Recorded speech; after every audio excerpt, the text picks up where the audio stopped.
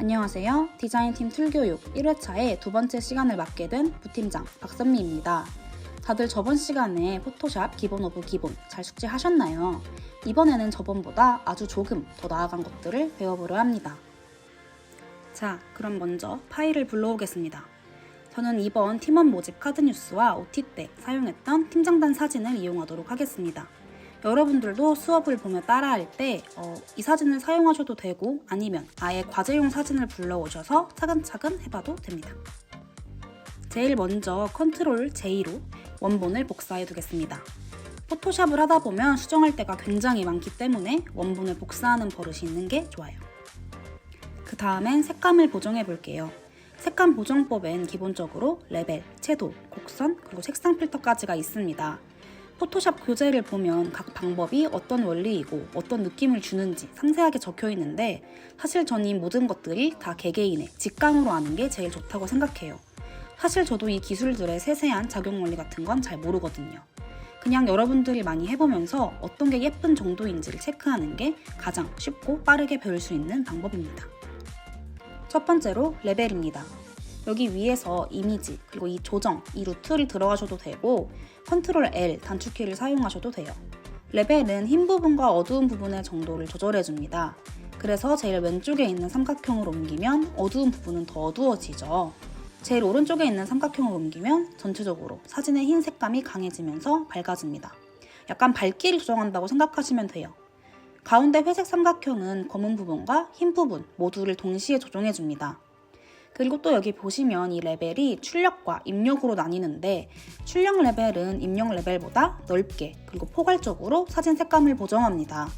즉, 입력 레벨은 어두운 부분을 더 세밀하게 어둡게 해준다 라면 출력 레벨은 그런 거 상관없이 사진 전체를 어둡게 만들어버린다는 것이죠. 전 개인적으로 이 사진의 색감이 좀 밝으면 좋을 것 같아서 그렇게 바꾸겠습니다. 옆에 미리 보기를 확인하면서 얼마나 바뀌었는지도 확인하면 보정이 더 확 들어오겠죠?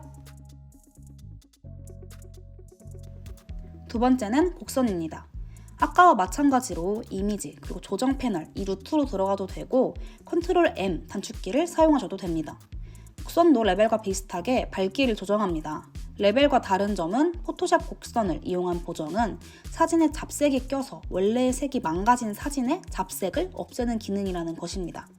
그래프를 기준으로 왼쪽은 어두운 부분을, 오른쪽은 밝은 부분을 보정하는데요. 전 이번에도 밝게만 한번 만들어 보겠습니다. 세 번째는 색조와 채도입니다. 아까와 마찬가지로 이미지, 조정, 이 루트로 들어가도 되고 컨트롤 U 단축키를 사용하셔도 됩니다. 색조를 마음대로 조정해보세요. 되게 다양하게 나타나죠. 저 하얀 삼각형의 위치에 따라 사진의 색조가 달라집니다. 채도는 현재 사진의 색감을 더 뚜렷하고 명확하게 만들고 밝기는 말 안 해도 아시겠죠? 전 이 사진의 색감이 조금 더 푸르고 뚜렷했으면 좋겠어서 색조는 내리고 채도는 조금 올려보겠습니다. 이건 역시도 사실 모두 감입니다. 이것저것 옮겨보면서 가장 마음에 드는 상태를 만드시면 돼요. 색감 보정의 마지막 포토 필터입니다. 포토 필터는 사진 전체의 색조를 조정합니다. 색조 채도 패널에서의 색조는 사진 속 색마다 더 세세하게 효과를 적용한다면 포토 필터는 약간 사진 위에 셀로판지를 올린다고 생각하시면 돼요. 포토샵에서 지정해준 색을 사용하고 싶다면 여기 위에서 고르시면 되고 내가 직접 색을 고르고 싶으면 밑에 있는 색상을 눌러서 컬러를 고르시면 됩니다.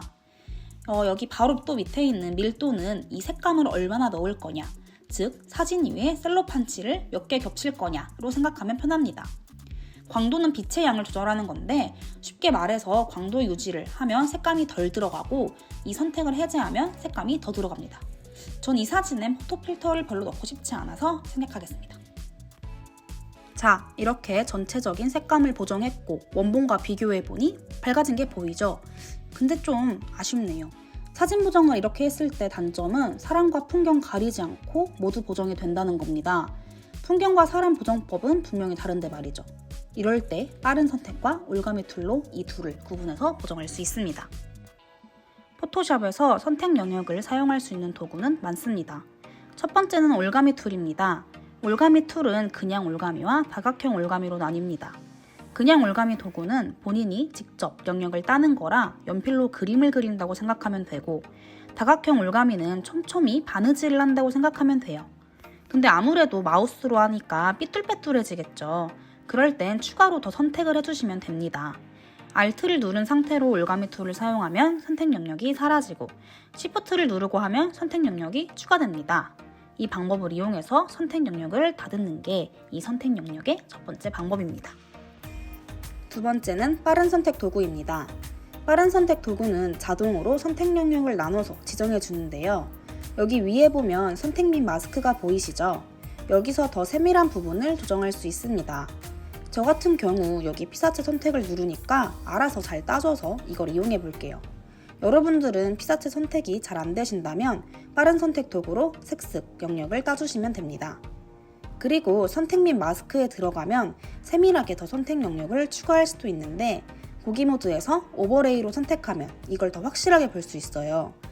빨갛게 칠해진 부분이 선택이 안 된 영역입니다. 그래서 빠른 선택 도구나 올가미를 사용해서 더 보정을 해준 다음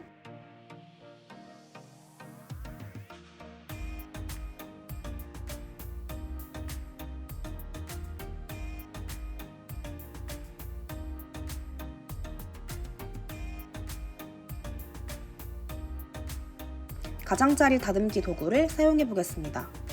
이 도구를 사용해서 테두리 부분을 문질러주면 경계 부분이 풀어지면서 선택 영역이 더 자연스럽게 따집니다.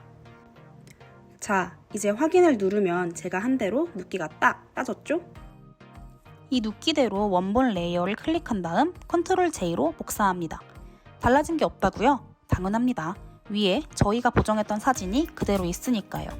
새로 복사한 레이어를 컨트롤을 누른 상태로 누르면 제가 딴 눕기가 그대로 선택이 됩니다.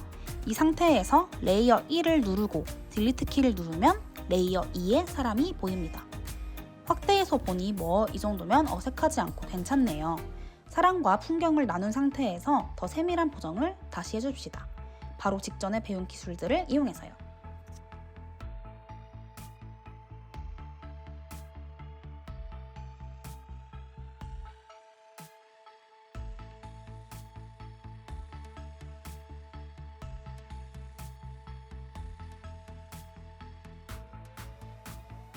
자, 저는 이렇게 보정을 해보았습니다.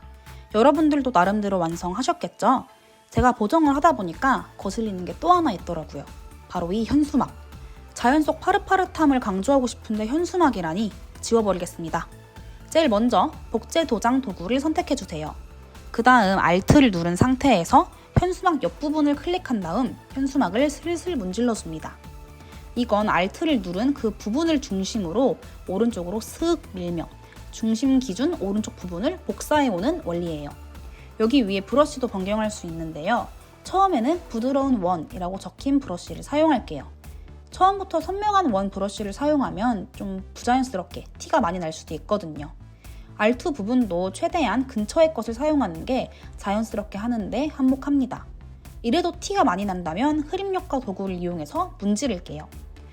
만약에 도구 칸에 흐림 효과 도구가 없다 하시면 제일 마지막 아이콘 위에서 오른쪽 마우스를 누르면 숨겨져 있던 도구들이 왕창 보입니다.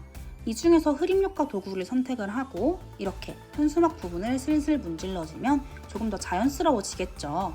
물론 완전 확대해서 보면 티가 나긴 하지만 이 정도면 아주 괜찮은 것 같습니다.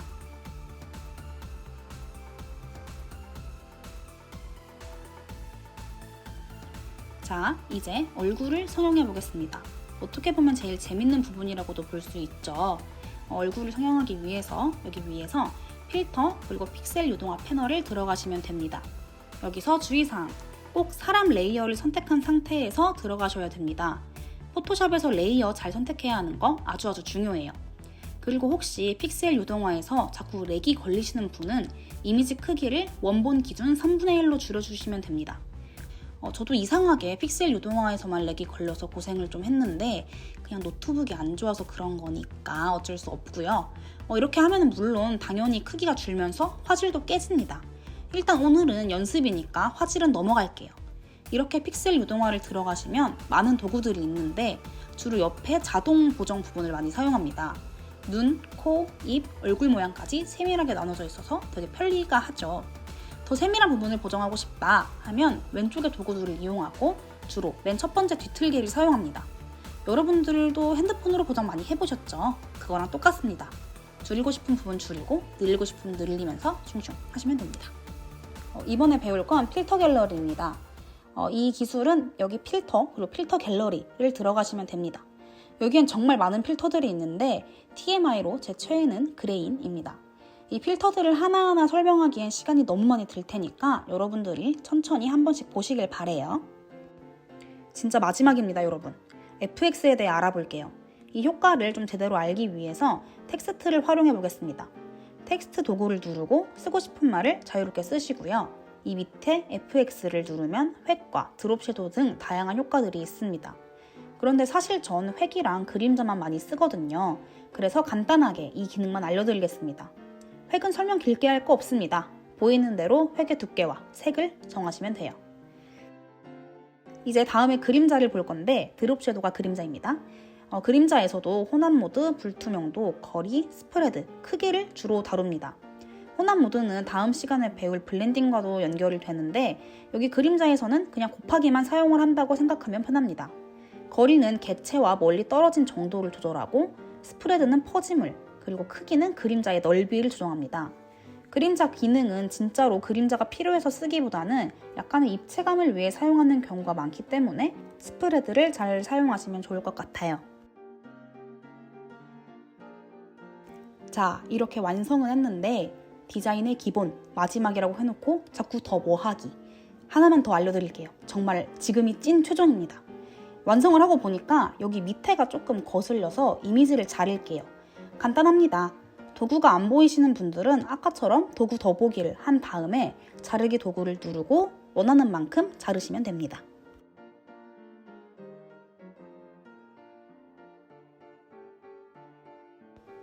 자, 정말 여기까지가 포토샵 기본 파트의 끝입니다. 원본과 차이를 보니 확실히 다른 게 보이죠? 학교 강의도 아닌데 긴 시간 동안 따라와 주신 디자인팀 팀원분들께 진심으로 감사드리고 혹시 하다가 모르는 것, 막히는 것이 있으면 저에게 편하게 카톡해주세요. 그럼 모두 수고하셨습니다. 다음 시간에 봐요. 안녕.